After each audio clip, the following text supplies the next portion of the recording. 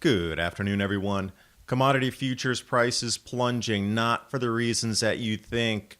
Farmers cannot get their produce to the consumers. And there's also a massive squeeze on labor for food production.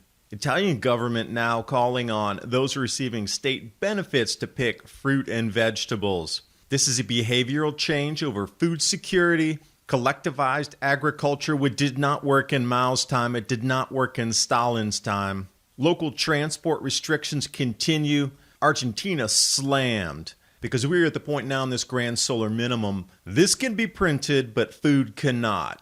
Looking back at history, this is where we're going. The tape has run out. Follow the solar activity from this point forward for the roadmap of societal change and the entire global food supply chain under military control. With so many people now working from home, VPN security is required. A report published by the Infrastructure Security Agency of the DHS recommend VPN services to guard against outside security threats. This is why using a Virtual Shield VPN is the recommended choice to help reduce any type of privacy risk. Let me show you how easy it is to protect yourself. You can head over to virtualshield.com, and in the Download tab, I'm going to choose Firefox. And click Install Now to add the Virtual Shield add-on. I like it because it allows you to set your preferences inside Firefox, or you can download the Virtual Shield setup file. It's just that easy. And get started with your free 30-day trial. Install it, click Connect, and in the top right, my account's not connected yet. I just simply sign in, and from that point, you're ready to securely connect. You'll see the shield turn from red to green. And I actually prefer going to Singapore for my VPN outbound links. It's the hub of Asia and lightning fast. And you'll see how from my initial service provider, I was able to even change my IP. Virtual Shield network protected. And during the month of April, Virtual Shield is offering 50% off all VPN plans and premium add-ons. So sign up for the free 30-day trial. The link's in the description box below.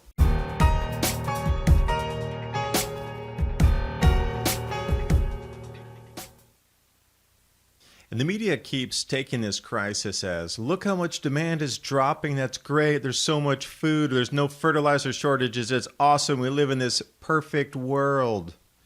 This chart should frighten you right here. Commodity futures prices are collapsing everywhere across the agricultural landscape, and it's not why you're thinking it is. It's because farmers cannot get the produce to the consumers. We saw this in China, we're seeing it here.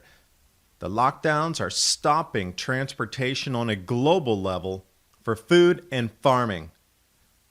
Widespread shortages and food price spikes are imminent moving forward through the summer.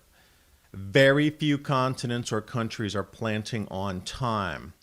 Also, when it's coming into harvest time across the planet at the moment in the transition of seasons, the labor force is not there to get into the fields, harvest, or planting. Too few truckers to move the goods. Air freight capacity collapsed. Fresh produce that you expect from other places, gone. Reefer containers or refrigerated containers, they're all over in China. This is a logistical nightmare. So look past the distraction of you getting your $1,200 to when you're not going to eat. U.S. fruit and vegetable producers are bracing for dramatic disruptions. Perhaps I should have put quotes around that. But following on, a squeeze in migrant labor, that's the cornerstone of food production, is not there any longer. Across the globe, travel limits. Oh, an unintended consequence, no food for the planet. Well, that was planned anyway with this Grand Solar Minimum. Now I'm wondering, is this the excuse to cover for the Grand Solar Minimum food crop losses? Maybe it is, because here off of Bloomberg, labor and trucking woes stand in the way of ample global food supply. Did you see this on your news, or did they say you distracting with your $1,200? Hampering the flow of food, imbalance in the supply chain from Canada to China, everywhere in between, Argentina, and it is all-encompassing. From farm to table, grain terminals, all disrupted. Grocery chains, frenzied buying, disrupted. Warehouses disrupted, trucks, rails, shipping, ports, all disrupted the food supply of our planet, moving from point A to point B. Great excuse for the shortages. Instead of the Grand Solar Minimum, it's going to be something else. 400-year cycles in the sun are too inconvenient to explain to you on the populace of this planet because you might freak out. There's not much you can do except grow your own food.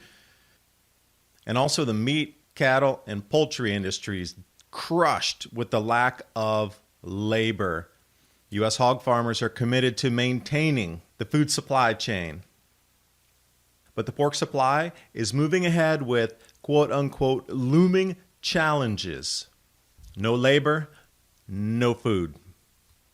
You have your own two hands, your neighbors, your neighborhood. You have to grow your own food. And off of farm futures, dairy farmers know where to send their milk. Cattle ranchers reeling from plummeting beef prices. You know why? Schools, restaurants, and universities were the main purchasers of these items. Now with everything closed, and the plants themselves to process your food are starting to ripple through the supply chain. So when you see empty supermarket shelves and the milk section shuttered in your stores, the business media calls it a supply chain adaptation challenge. As well, Farm Futures, thank you for pointing this out, bringing it to our attention. U.S. food production is vital to national security, just as with medical supplies. This is the 50,000-pound elephant in the room that nobody's talking about. We need to get on this right now. Southern Hemisphere, you might think, well, not going to be too affected down there. It's super sparse in population. Well, look what's happening in Argentina. The biggest soy producers are having very difficult time because of the logistical bottlenecks in local transport restrictions with the grain supplies trying to reach the ports. 70 municipalities all locked down. Nobody can move across the municipality lines, if you will. So this is bringing the harvest to a standstill. They're finding the same thing, moving people, trucks, tractors to these warehouse facilities, and everything in between is disrupted, and they can't even get it to the ports now that it's harvested and in process of harvest. Early harvest going on. Give it another 2 weeks, 2.5 weeks, and they're going to be right in the middle of the harvest. Again, quote, fending off a slew of logistical hurdles.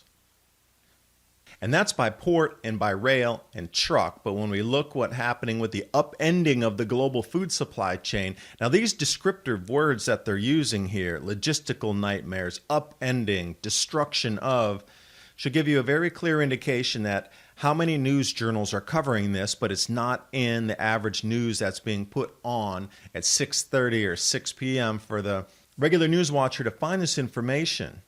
Off of U.S. News World Reports here, an example out of South America, Brazilian exports have dropped 80%. This has cut deeply into the capacity to move fresh produce over long distances, so you're going to watch things dry up and we're going to go back to a more seasonal diet like our ancestors used to. It's all about the solar activity. And if you don't know what a Grand Solar Minimum is, please look through my playlist. I've labeled everything, explaining what it is. Our sun's going through a massive 400-year cycle outside the regular 11-year cycle. And when this 400-year cycle happens, I encourage you to look through history, the major Grand Solar Minimum that upended society, finance, economy, population migration. 1640 is when we need to go back. It's called the Maunder Minimum. We're back in it again. And our society is not going to hold it together. The threads are going to come unwound on this one, and you can see why there is a push and a grab for the global food supply. And you look at this longer chart here of time, knowing that it's 400 years, but this is back in 1870 to present. Well, let's zoom it in even further because this is the roadmap for you moving forward. The wider the canceling wave is for the magnetic fields on the sun, the more tumultuous and impossible food growing is going to become on our planet. Notice where the widest stretch of the waves are in this current. First wave number 1 will be 2021, next year. Now there's a lag time of about 9 months between the full effects of what's happening with our global climate system compared to what the sun is throwing at us or not due to low solar activity on a 400-year low. It's too coincidental with the timing. The food distribution channels are now being grabbed by militaries across the planet to assure deliveries. This puts everything under control, and delivery will be handled through the government now. Now, the final wave of this and the successive movement out into the end of this Grand Solar Minimum phase is in dispute on how long it's going to last. Is it going to last until 2035, 2045? This is where the battle rages in the mathematics, but so far, this has been spot on. It's nothing more than a behavioral change for food security. Everything you're experiencing, from the way you're taught to stay home, the way you're allowed to move or not move, the way you have to stand in store lines, it's all about changing your behavior and your access to food. Have you noticed it? Now that you know what you're looking at, it might be more prevalent on your consciousness of what's happening. And when you see statements about this off Successful Farmer where bulk buyers are even wondering if they're going to get their wheat or rice shipments in May and June, then what happens? If they don't, we are in a global food supply crisis. Absolutely. So this whole thing about, oh, the prices are collapsing, for now, there's a small delay. And when governments are now asking out of Italy for people receiving state benefits to pick fruits and vegetables, we just jumped the shark on this one. Absolutely taking us back into Soviet-era collectivized food production, which always diminishes. Anytime you get into socialized food planting, distribution, collection, it's so inefficient. Take us back to China, the same thing. Rah, rah, rah, the great leap forward. Mao's time, the economic changes. Oh, how many people starved during that time? I forgot. The second great leap forward, yeah, that was supposed to solve all the problems of the first one. How about Stalin's 5-year plan? Wait a second. 5-year plan, and let me guess. I bet the New World, that once just a temporary global government, will come out with a new 5-year plan.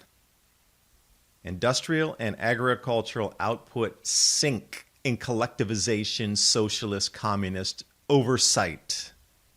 And now you're going to understand that they can print this into infinitum. They can print more dollars. They can put more zeros on the screen. But what they cannot print is food. We are at the end of an era.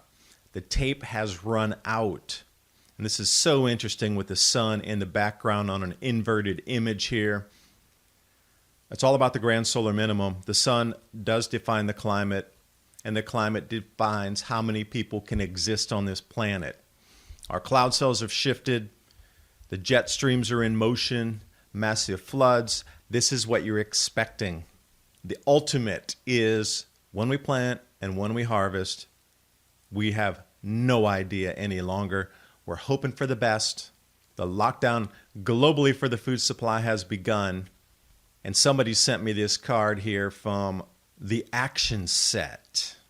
And that was the inverted image I showed you with the sun in a low solar activity state.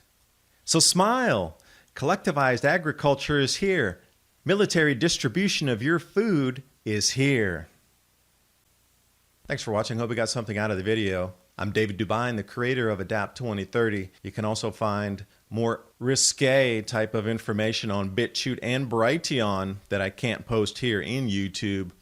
And also getting more prepared to movement to a self-sufficient society, the transition period. How prepared are you? 4-week food supply, 2-week grab-and-go food crate, my Patriot supply, and Adapt 2030. There is a delay on this as well, about 8 to 9 weeks. But if you order now, they're using UPS, which is considered critical infrastructure, so you know it will be delivered after the orders are fulfilled.